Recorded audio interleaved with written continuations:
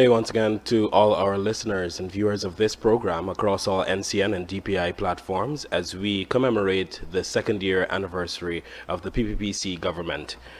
On this special focus panel discussion, we will have a series or a number of young people, youth advocates, change makers in our society. They're no strangers to any of you who might be viewing this program. At least you might know one person on this panel.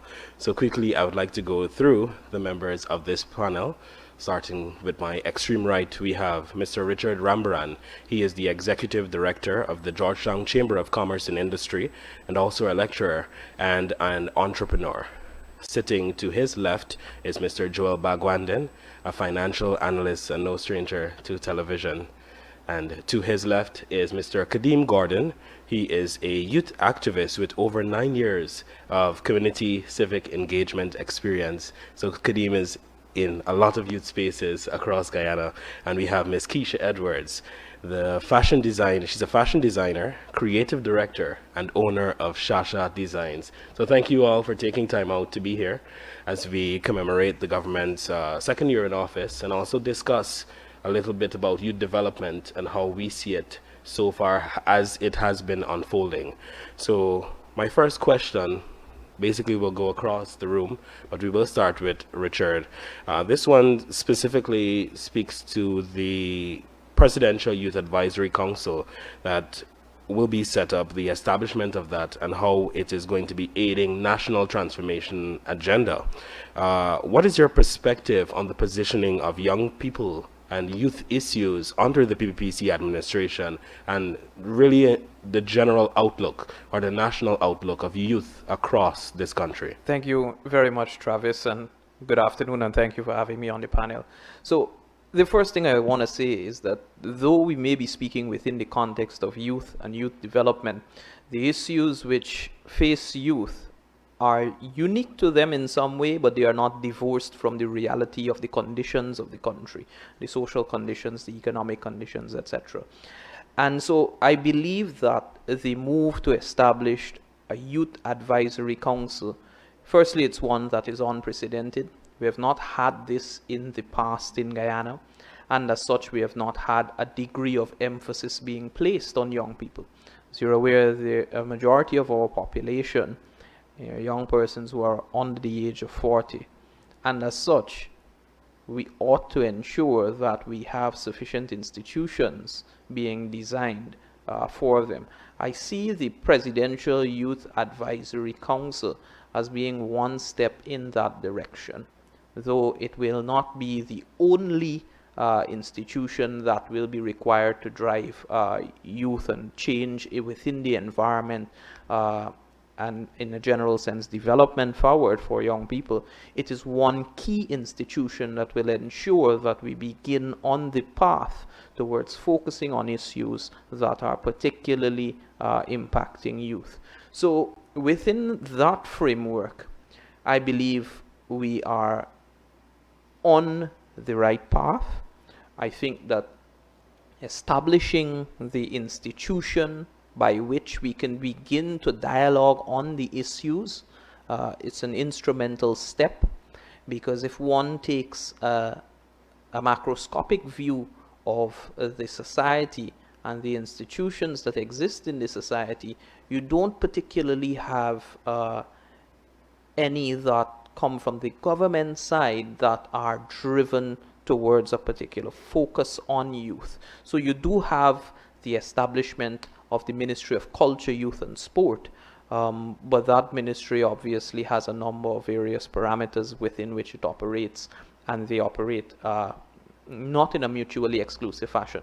But I think that the establishment of such an institution actually gives you that laser focus on the issues that are particularly prevalent with youth. And because of the fact that we are headed in a particular direction over the long term, and we will have a certain degree of commonality, in the sense that we know that oil and gas will be present in the economy over the long term.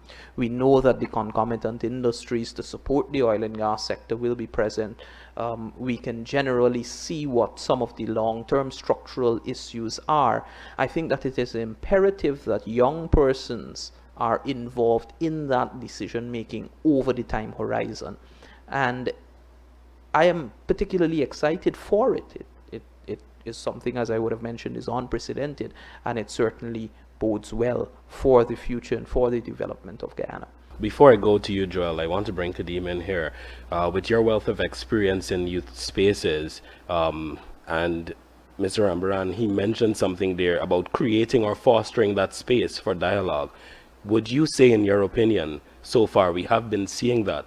Would you say young people's lives have been transformed thus far? And if you could also add to what he had said in regard to the Presidential Youth Advisory Council. Certainly, Travis. Thank you first and foremost for having me this afternoon. Good afternoon, everyone.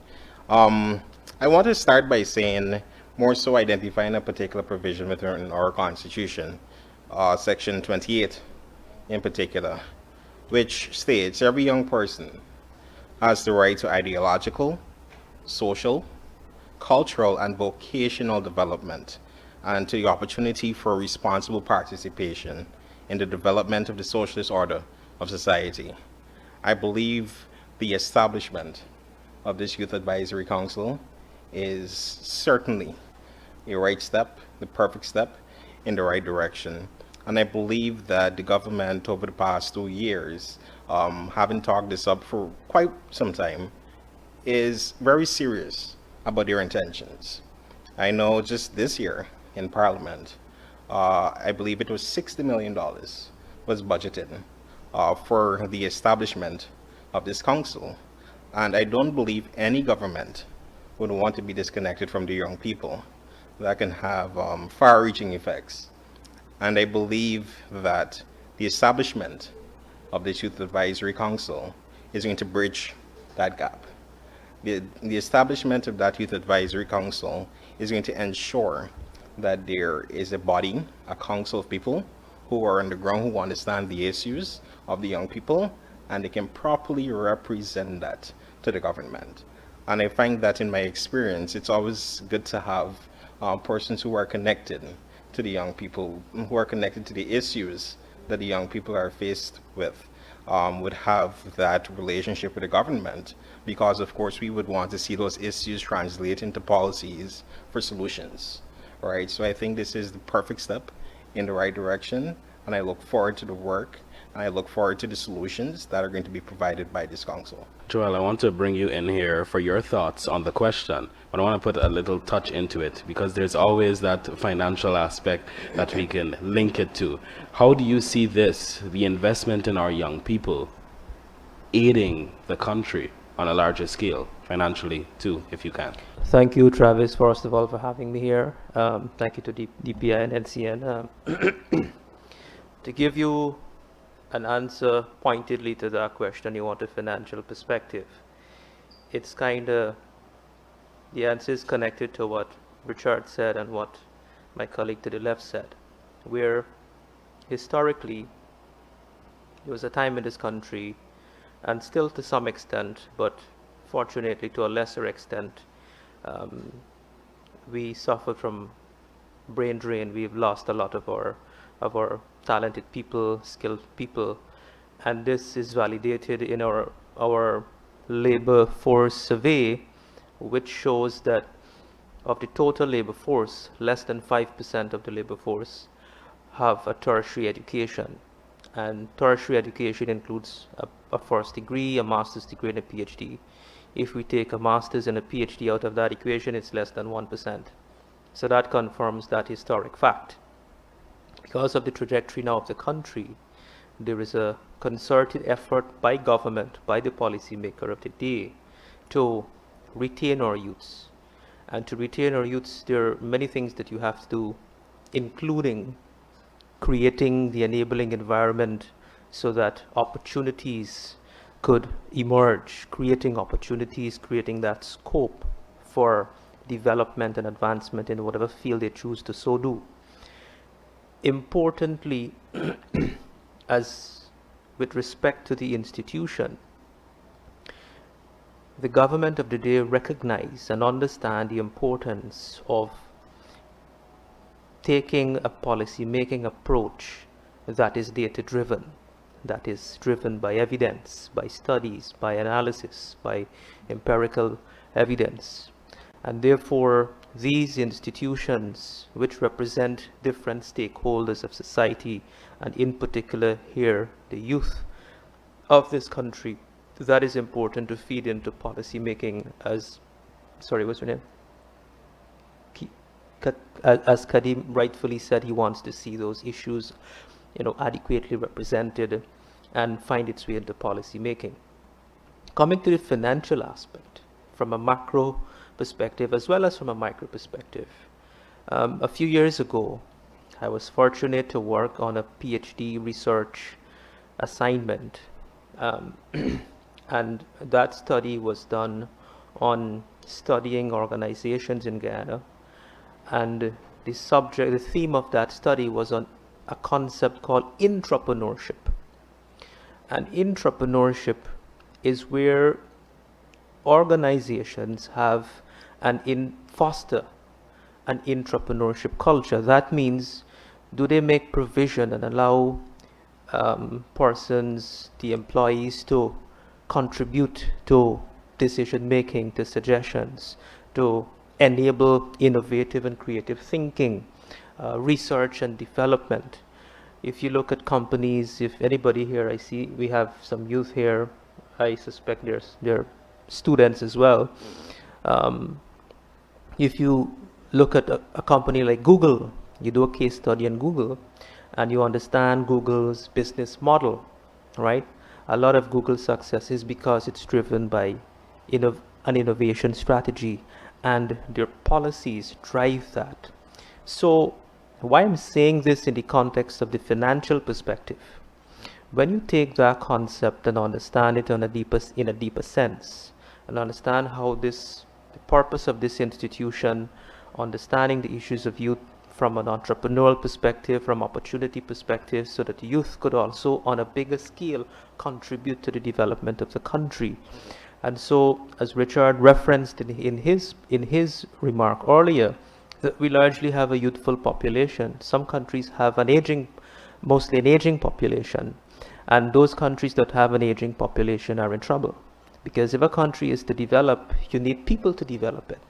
And so it's a good thing to have a youthful population, because the youths, this generation of people bring a different level of dynamism, a different level of thinking, a different level of creativity, a different level of energy, which find its way into building high-performing organizations, making sound decisions that contribute to the overall enhancement of profitability, that then translate to national development, because as you have more successful companies, as more youths get into entrepreneurship, you create employment, you pay taxes, government use tax revenue to build up the country.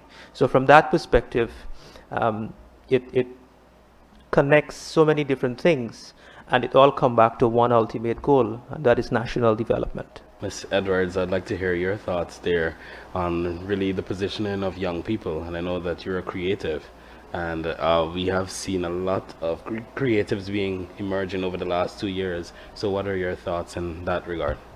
Well, first of all, good afternoon, everyone, and thank you for having me. First and foremost, I must commend the government for prioritizing youth concerns in its development agenda. By positioning youth issues high on its agenda, the government has energized the youth population and created a space for their participation, because youth participation has been shown to increase efficiency and promote better decision-making for the interests of young people, while fostering good youth development and a stronger sense of community.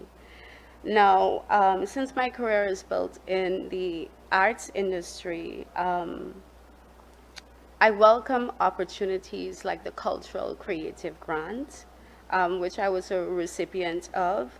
You know, grants like these provide a platform for business growth and income generation. And I believe that if we're to realize our true potential and grow our industries in a way that can contribute to Guyana's development holistically, other initiatives such as workshops should be continually hosted for artists in various categories.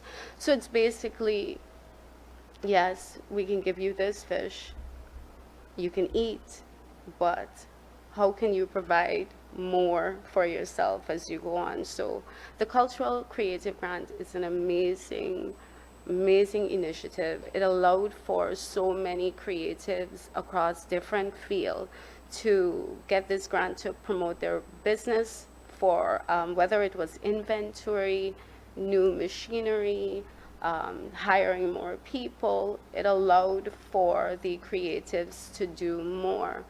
But one of the things that I've noticed for quite some time is that we don't necessarily push these unconventional career paths. You know, we have makeup artists, we have makeup artists, we have fashion designers, we have photographers, we have masseuses, we have so many people who are not stepping into the job market, who have the idea that, okay, I want to be a lawyer, I want to be a doctor. And I think more than anything else, for the past 2 years, we've been seeing a lot of entrepreneurs coming up, and they're all in the creative field. And yes, this grant is amazing, but we need to have some more workshops that would help train creatives so they could be better at what they do, so they can understand that, yes, this is a passion and you love it, but it's also a business, you know, and you need to earn from it. So you have to understand money management, how to manage your money. You have to understand taxation, NIS. So I believe that these grants, they're amazing, but you know, they should also be followed by these other things. And I think that's really investing in the youth, because we are the future. So I think the tomorrow would be so much better if like little things like these are put in place. Now, I'm not sure if these things are already being put in place, but from the creative aspect, for many years, the creatives, specifically fashion, they've always been left behind. And that's why, returning from Trinidad, where I got my degree in fashion design from, I was really excited to see a grant actually available for creatives. And I look forward to more initiatives like this coming from the Ministry of Youth, Culture and Sports. Travis, can I perhaps interject for just 30 seconds on a very important point that has been elicited by both Keisha as well as Joel. Innovation is an extraordinarily important part of development of a country, and young people generally tend to be high-spirited, driving innovation. They tend to be overall, you know, much more out-of-the-box thinkers than their older counterparts. That is not to say that older persons do not, but young persons tend to think in a much freer and unrestricted manner as a result of, you know, their life experiences, etc. That creative freedom exists. Now, Joel has mentioned an important point in the context of innovation being an important driver of economic growth by way of private sector development. That is an established and empirically proven fact.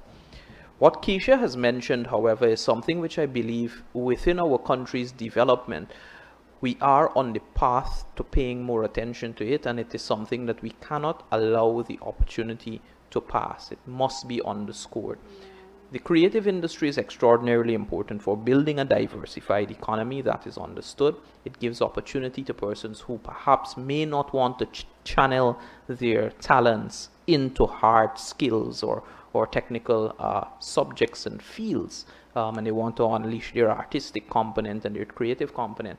But where it becomes even more important, in my view, and this is along the line of sports, music, theater, culture, literature, fashion, etc. Where it becomes even more important is the creation of a national identity.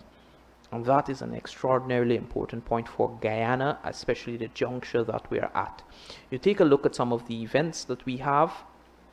What are the components of these events that are uniquely or distinctly Guyanese?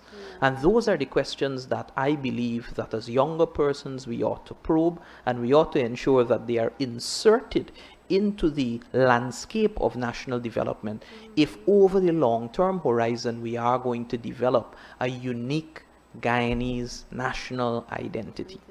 I just wanted to interject to put that point in because I believe it's something that cannot be understated in its importance.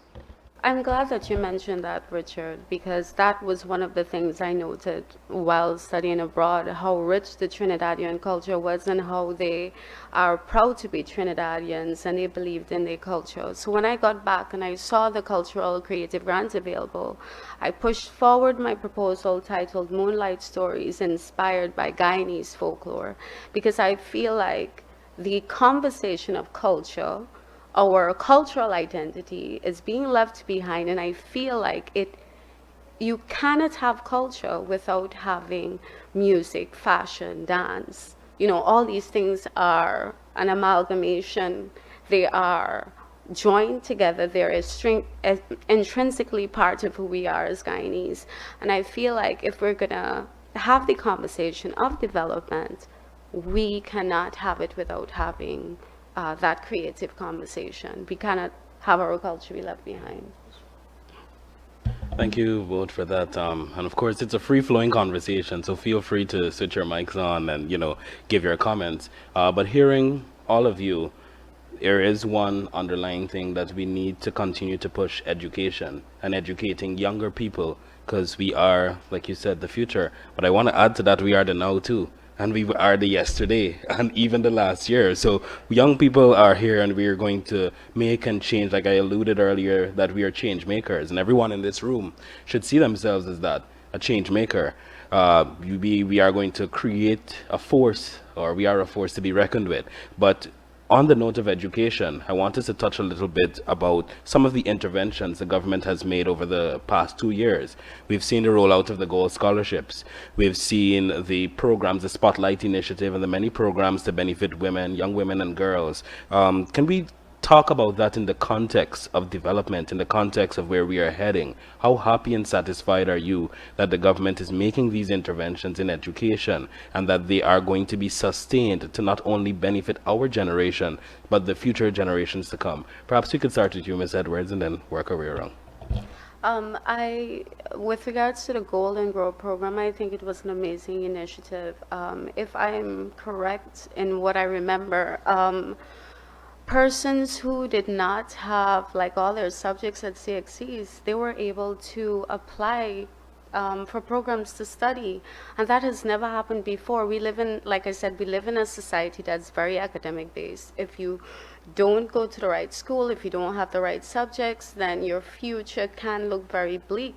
So I felt that that was a great move. There's so many people that I know that applied for programs, and they were very excited about that, and that made me happy because now they can move on into society and apply for different jobs, feeling confident and comfortable that they were successful in this. Yeah. I want to add to that, Travis. I believe if there's anything to be lauded at this moment is the GROW program, the get ready for opportunities to work. I know the government has touted this as a second chance for people who may not have had the opportunity during what we call CSEC or during CAPE or whatever it might be. And if you're to look at that program, it is a stepping stone. It is not just for a qualification in a GED or a Scottish qualification, but it's to get someone a certification that is going to be able to enable them to get and to qualify for tertiary education. That qualification is also going to be able to assist them in applying for jobs, because there are certain jobs with that they would now be qualifying for. And on the matter of equity in this regard too, what I'd want to touch into is the return of the Because We Care cash grant. I know for some time this would have stopped. I know the government back in 2014 would have started this, and we had that at about $10,000 per child. And I'm extremely happy to know that as of next month, the government is going to be going into all communities, all regions, to distribute cash grants, every single administrative region. And we're not looking at only the young people who are in public schools, but the government is also looking at young people who are in private schools. And it's no longer $10,000. That amount has increased exponentially. That amount has increased to $25,000 for the Because We Care cash grant, and also $5,000 uniform grant. And that says to me that the government is serious about education at every level. The goal, scholarships. This is not just going to offer someone a first degree or a diploma, but you have scholarships out there for young people, no matter which walk of life you come from, at the certification level, diploma, bachelor's, master's, PhD, right? So, these are the things that as a people we ought to be proud of. These are the things as a people that we ought to get behind and support. Because if there's any time that the government is investing in education, it's now. And it's now our opportunity to invest in ourselves and to take up those very same opportunities. Thank you, Karim. Joel, perhaps you share. So I'm just gonna continue from where my colleagues left off. So by adding a different dimension. So yes, it's a good thing, definitely. There's no doubt about that. And the equation, the statistics I cited earlier, now more than ever, we need to reverse that. 5% reverse it, and now 90%, the other way around. And why is that so important? Because you need an educated population to drive development, to drive growth, to create wealth, to create prosperity. And there are so many other factors and so many other impacts of that, of investing in education and making access to and affordability to all of our people. And right now companies, not just oil and gas, I mean, a lot of these discussions oil and gas tend to dominate the discussion, so I'm not going to talk too much about what's happening in the oil and gas sector directly, but in other sectors, like for example, like my colleague to the right, he's an entrepreneur. I'm also an entrepreneur. I have a consulting firm, 2 consulting firms, and I have certain aspects of the work we do I outsource, for example, graphic designing and those type of stuff. And the guy who does my graphic, he's very talented, he's very skillful. I think he's one of the best that we have. He has done a lot of the magazines that we read, that we pick up and read. He has designed it. A lot of us here probably know the who's who in Guyana business directory. He worked for the GCCI magazine, I think, before he designed that. A lot of the big magazines and websites, he does a lot of those stuff. And he is so high in demand, and he's struggling for growth because I asked him, I says, his name is Travis. I said, Travis, why you not hiring people to help you? You have so many work. Because I have so many work for him, and he takes a long time to deliver because he's constrained. He doesn't have the capacity. And you know what's the problem? He has difficulty finding people with this skill. He has hired many people to work with him as his assistant, and they can't deliver at the quality and at the level. And so you can't take that risk to jeopardize the quality of your work, because it affects your brand, your image, and so it affects your business, right? So, and then it takes time away from delivering to client to train and invest. Okay, so there are 2 aspects of building skills. There is on-the-job training. There's so many resources that are free on the internet today that you can go yourself for free and learn and develop a new skill or enhance a skill.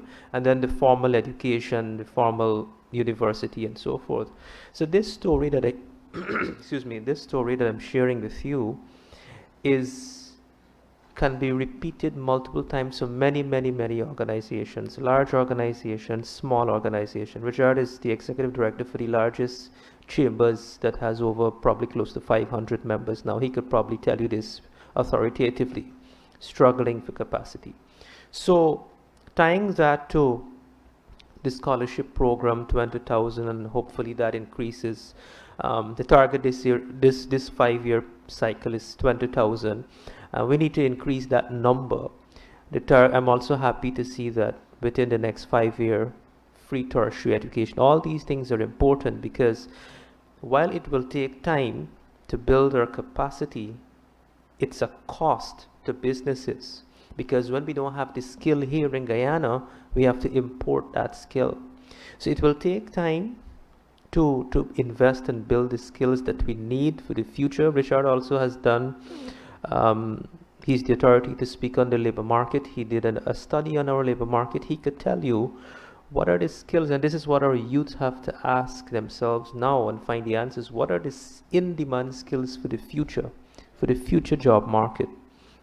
What are the future in-demand skills that I need to focus my studies on and to build? What is my niche? What skill set that I have that I could develop and position for the future?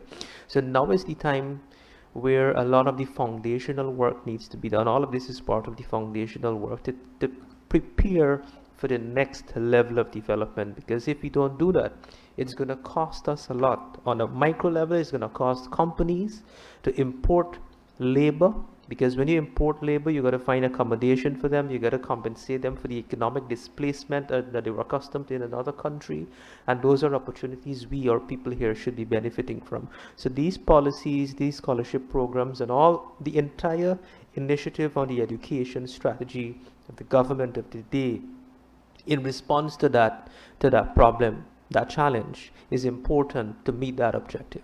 Right before you go, I just want to mention Coursera. One of the first things we saw the government doing, signing that agreement with Coursera, and then coming to the private sector and recognizing it. For far too long, we have only seen qualifications as CSEC.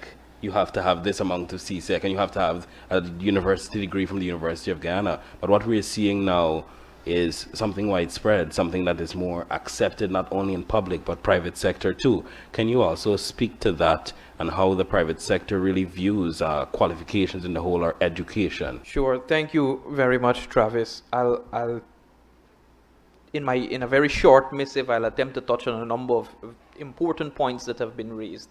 The first that I want to say is that we cannot ignore the obvious reality of oil and gas in Guyana and what the petroleum sector is doing as it relates to internationalizing essentially our economy and our country and the exposure that we have.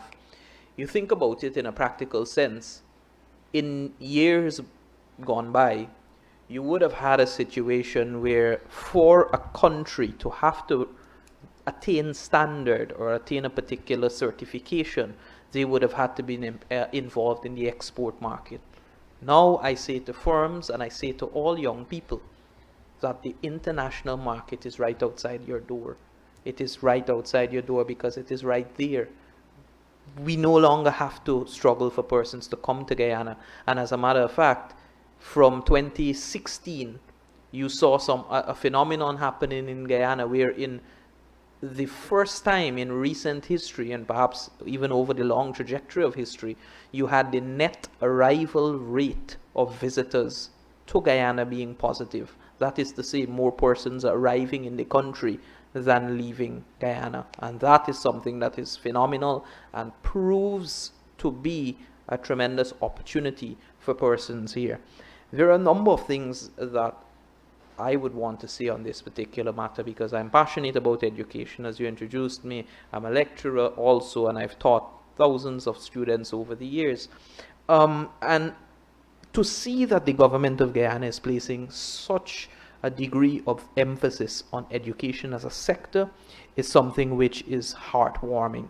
The reason why is that I remember about 8 years ago, or the reason for me, rather, that I see it as being extraordinarily important.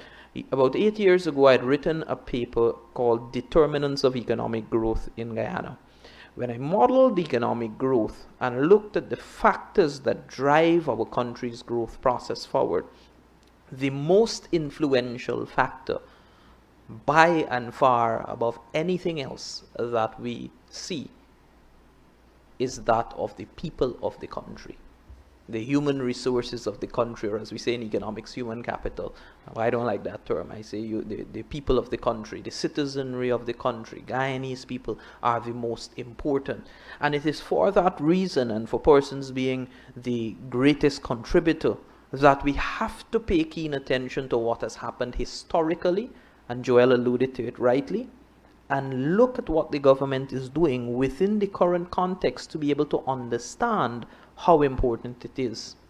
We had suffered in the past. I could remember when my father would have done his master's degree. There was not a single educational institution in Guyana that offered a master's program. And as such, you had to migrate and do it temporarily. But as I can be certain, there are hundreds, perhaps even thousands of educated graduates year after year after year coming out from the University of Guyana who in the past would have had to migrate from Guyana to do a graduate program, who would have subsequently found a job in another country, in a developed country or perhaps a rapidly emerging economy, and that would have caused a pull factor for them to stay in the country. Now, we have to understand that so as to mitigate that brain drain, the existence of an educational sector in Guyana becomes even more important. The GOAL program in particular is such a fantastic program because it no longer means that you have to leave your country, and now in the GOAL program's case, even leave your home to have graduate education and even beyond to the terminal degree of a PhD. It means, therefore, that we have created a sufficient incentive for young persons to stay in the country, to remain in the country, and to help to drive economic growth forward. And, of course, in a concomitant sense, economic development. Because, after all, the people are the greatest determinants of where we go and how far we reach. What I particularly like about not just the GOAL scholarship, but what the government is undertaking in terms of its educational program, is the fact that it is so diversified. No longer are we paying this stringent attention to only you have to become an attorney, you have to become a medical doctor, perhaps an engineer, in worst case an accountant, and nobody even talking about an economist, etc.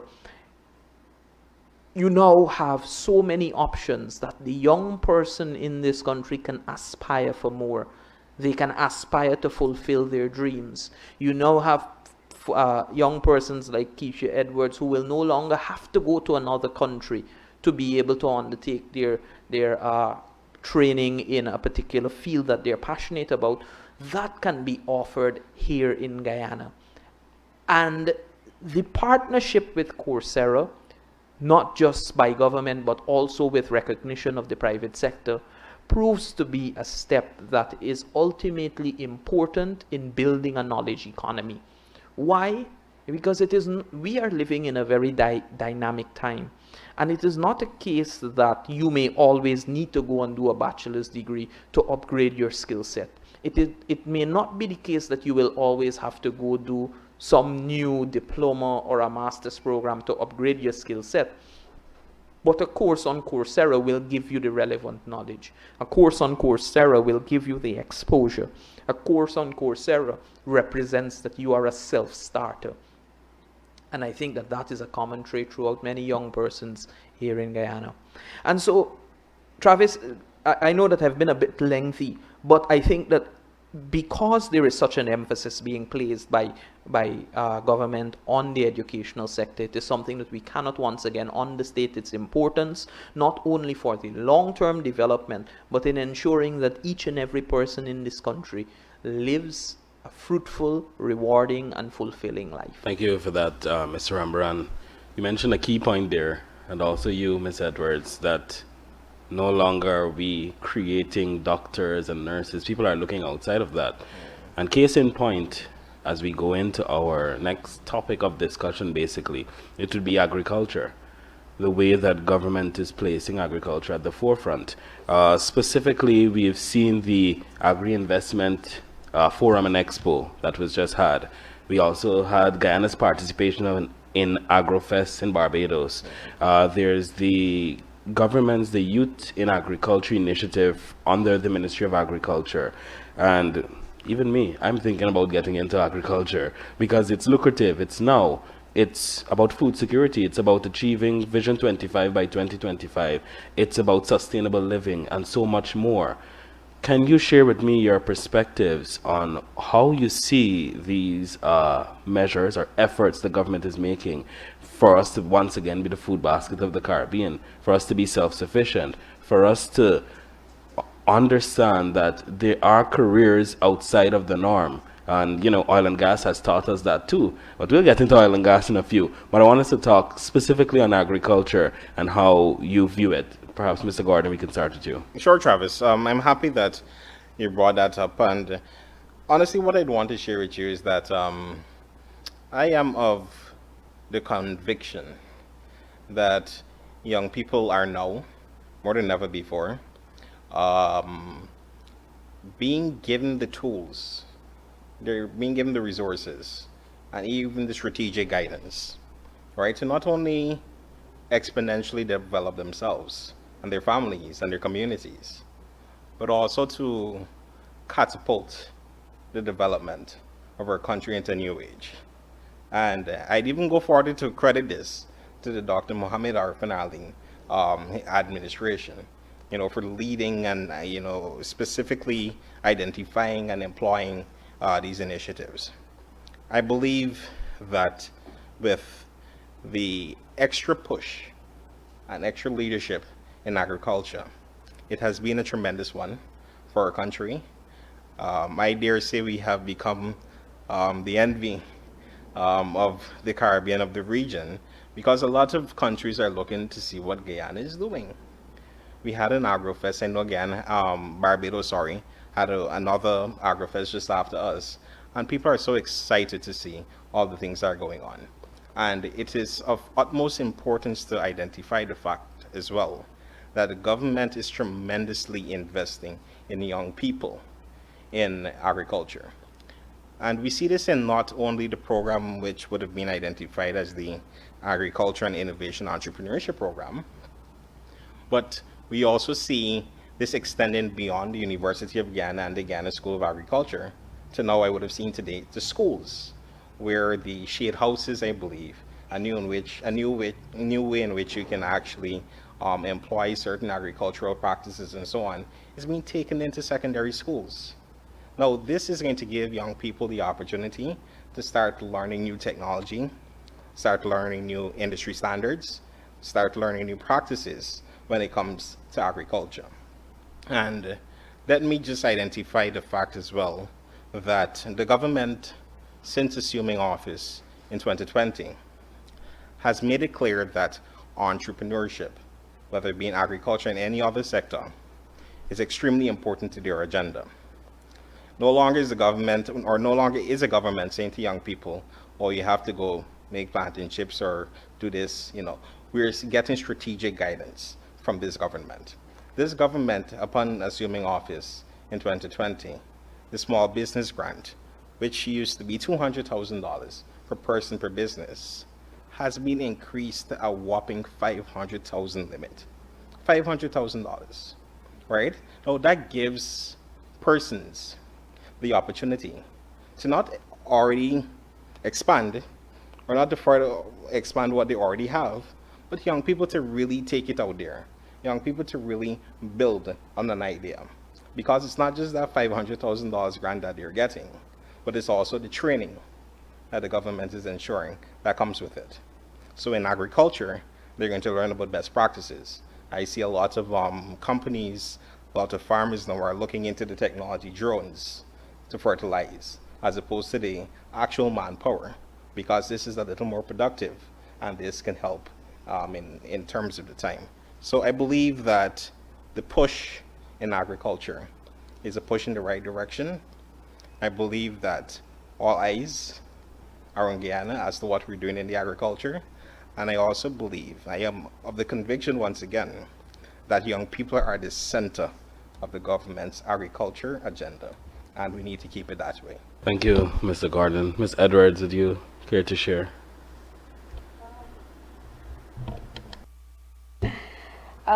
I want to say that it is more than just investing in youth. Any investment must be sustainable, especially if we are to achieve sustainable development goal of zero hungry by 2030. Youth should be at the center of the discussion of how we can develop viable models that can work towards sustainability in all areas. In agriculture, the concept of sustainability is crucial to Guyana's potential for attaining food security and sustainable living.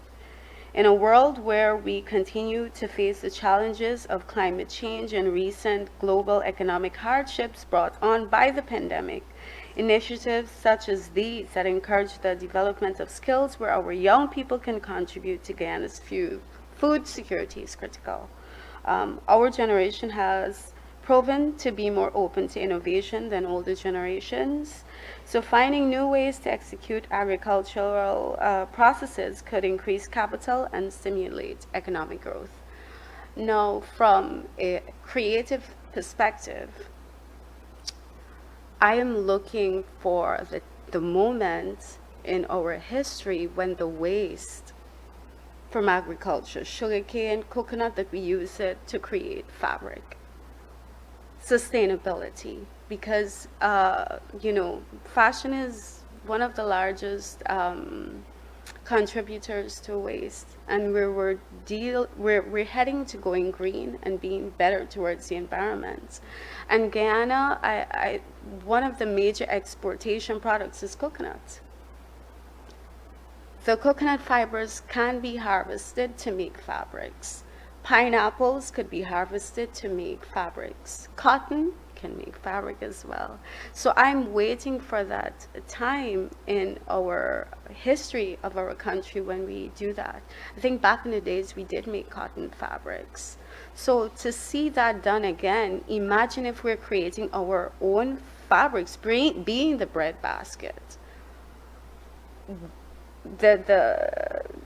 The scale in terms of the economic power from just that fashion industry, people throughout the region just getting fabrics from us, I think that would be a good thing. So for me, I'm, as a fashion person who wants to be good to the environment, and wanting to create garments that last long, that is not harmful to the environment, a move like that is something that I look forward to. And I know it's going to be expensive, but now is the time to have the conversation started in that regard.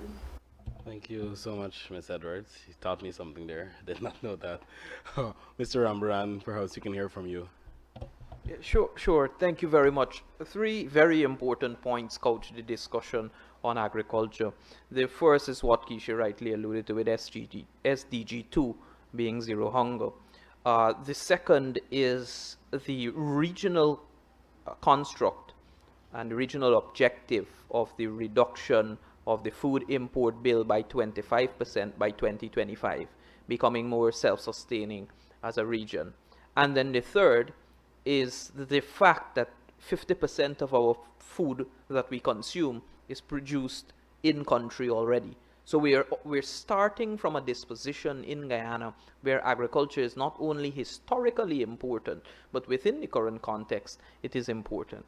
Kadeem would have mentioned a very important point also, in the sense that the infusion of technology into modern agriculture becomes instrumental in ensuring that growth happens, in ensuring that we have a better country. How is that so? Of course, everything we do at this point is governed by some technology to support it. The first is that it's an increase in productivity.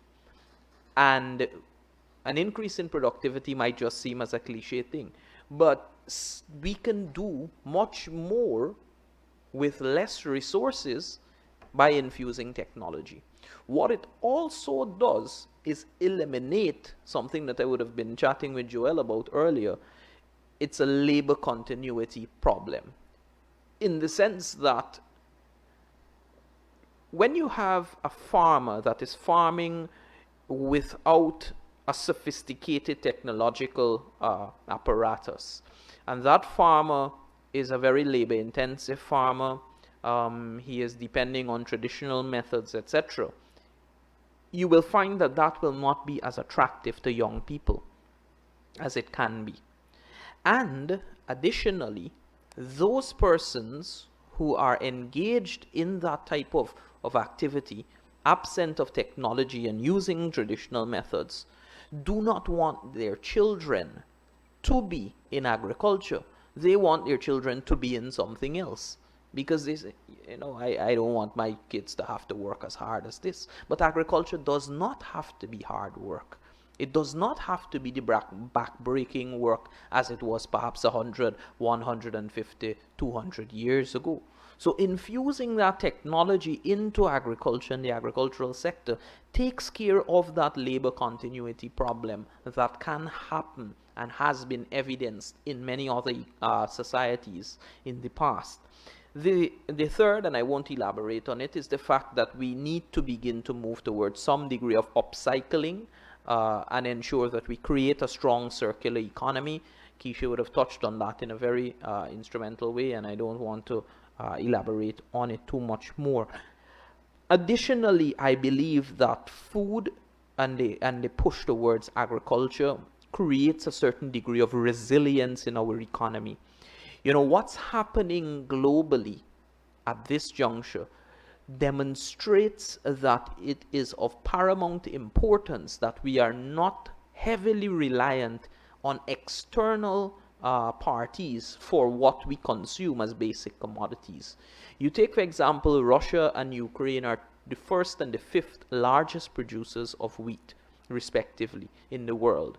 Now, countries in Europe at this point are facing food inflation, which is much beyond the headline inflation, and they have no control over it because their economies are so dependent on those two particular economies, and they do not have a sufficient process internally to produce. I think that we are at a good juncture in that sense because we, of course, as I would have prefaced my remarks by saying we produce 50% of what we consume. We can accelerate that and make that perhaps even 75%, 80%, and it will obviously benefit us in the context of foreign exchange and foreign exchange savings from an economic aspect. But for me, most importantly, it goes back to the people of the country. Why do I say so? I believe that in Guyana we have a high quality of food that we oftentimes do not take for that we take for granted until we visit other countries and realize that the quality of food that we get here is very high.